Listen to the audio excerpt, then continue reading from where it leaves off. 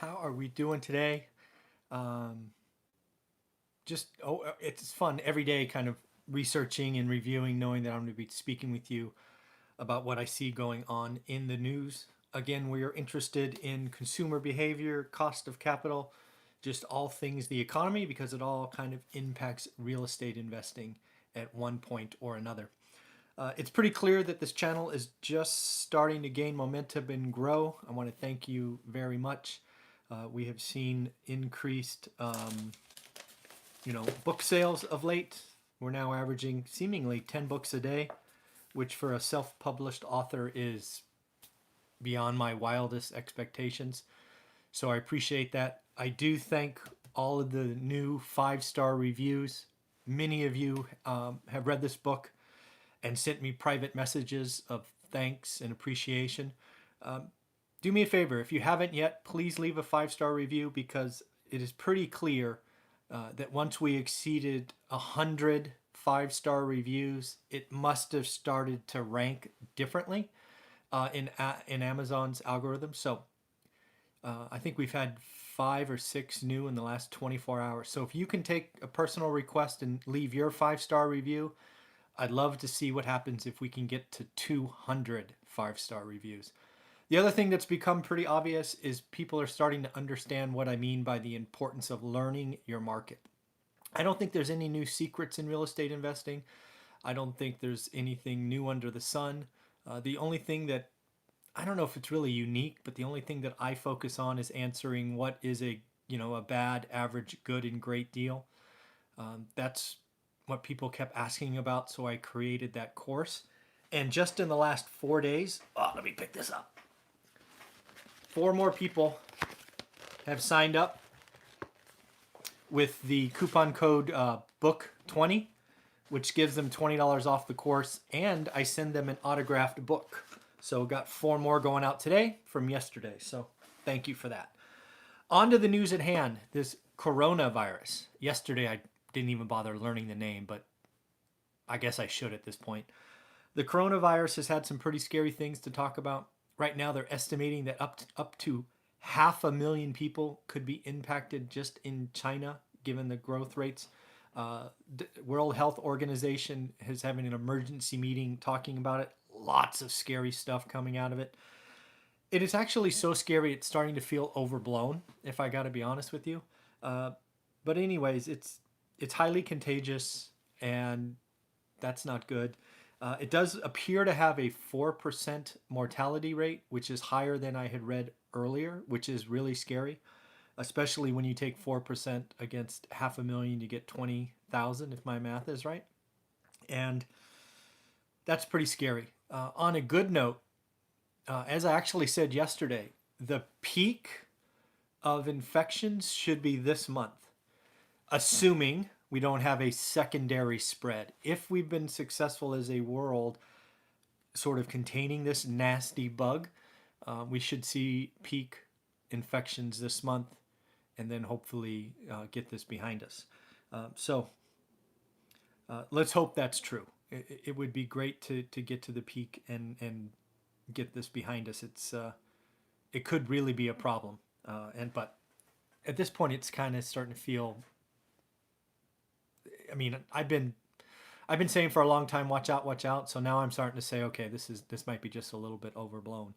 That said, it is absolutely going to impact China's economy and frankly Asia's economy and the world economy. Q1 is going to be bad. It is going to be below expectations. China will be essentially shut down for 2 months. Now, in the big grand scheme of things, it'll show up as a blip, but Q1 is going to be bad, right? It's going to be bad. We should just be aware of it. And just to talk about it, Under Armour came out, missed earnings, but did indicate, let's see, a $50 to $60 million hit from the virus. Now that is both in shopping and production and all of those things. Yeah, you're right. China just produces all kinds of stuff. Supply chains are disrupted. It's going to be a bad quarter. Tesla, Apple smartphones, Under Armour clothes. I mean, it has been shut down for 2 months. And with lean supply chains, right? Remember all of that lean manufacturing? People don't hold big warehouses full of inventory anymore. It's very much just in time manufacturing. And when there's a 4 to 6 week gap in production, simple math says Q1 is going to be bad. So, but let's hope it's all behind us. There's probably a rebound in Q2, right? When you sort of absorb all of that. So let's hope that's true for all of us. And again, we do not want to see a secondary country spread. These little onesie, twosie things is okay. But if somebody goes exponential, then we have a problem. UK, US, pretty much anywhere. But back to Under Armour. I wonder, this is what I wonder about Under Armour, right? Came out, missed revenue, blamed the virus for $50 or $60 million shortfall in the quarter. Call me skeptical. I think there is going to be a lot of companies that come out and take some kind of charge in Q1 for this virus. I mean, if you look at Under Armour, I don't know what else to say than they're not executing very well, right? Q4 had nothing to do with the virus. The virus didn't show up till December 31st, had zero impact. But yet they missed, and now they're blaming the virus for Q1. Sounds like you're not executing very well, Mr. CEO, and you're blaming something that you can't control. And yeah, there's going to be a lot of people blaming the virus for missing numbers. But that's my point, is I think a lot of badly run companies or companies that are under executing are going to blame the virus and get a quote unquote pass from Wall Street. And just curious, call me skeptical. But again, not a stock guy, don't own any stocks, just trying to figure out what's going on. But that's something I see coming. Next up, the Fed chair, Powell, has come out and said today that basically interest rates aren't going anywhere. I mean, I keep telling you, interest rates aren't going up, they aren't going down. It's not going to happen. The world economy would have to see a recession before we take rates lower. It's just not in the cards. The cost of capital is going to be the cost of capital, and we just need to realize that. Next up,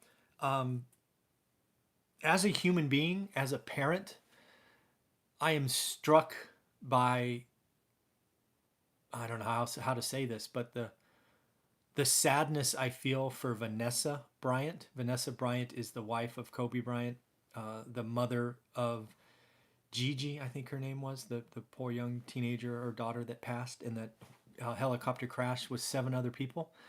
Horrible event. So regardless of what you think of Kobe and his checkered past, that's not what this is about.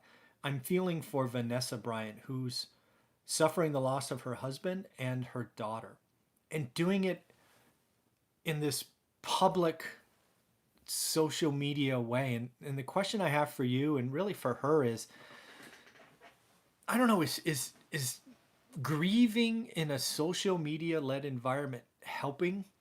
I mean, maybe it's helping her, right? I've seen her Instagram posts of her memorializing her daughter, her number being retired. And I'm just wondering if, for all the negative that social media gets, maybe this is helping her. No human being should wish this kind of tragedy on anyone. And to see what she's going through day in and day out, again, publicly, I don't know her. I don't even know anybody that knows her. So, I mean, I'm like way removed. But again, as a husband, as a father, I'm not sure I could be that strong. I would probably just, crawl up in a corner and not move for 10 days. I mean, I don't know. It really perplexed me when I read that article this morning, her going through the various stages of grief publicly. I mean, she's doing it in front of millions of people. I couldn't imagine. Oh man, it hurts my head, hurts my heart to feel the pain that she must be going through. So I don't know. I mean, you think it's helping or hurting, or I don't know. It's just, I feel really bad for her. It's just bad. Next up, a couple of things, kind of change the subject here. I'm actually speaking in the Bay Area 3 times in February this month. So February 18th in San Jose, February 19th in San Francisco, and February 20th in Berkeley. And I'm going to do a separate video on that because I got to get my talk track down. But I wanted you to know that those 3 events are coming. They're in the evening, I think starting at 6. I'll do another presentation with locations and all of that. It's sponsored by Better Turnkey, Bobby Sharma and Yana Epps. So that'll be cool. And then I read about some crazy thing. Cool. Awesome. See you there. Which one? I think you're going to Berkeley, if I remember right. But I might be wrong. So I'll see as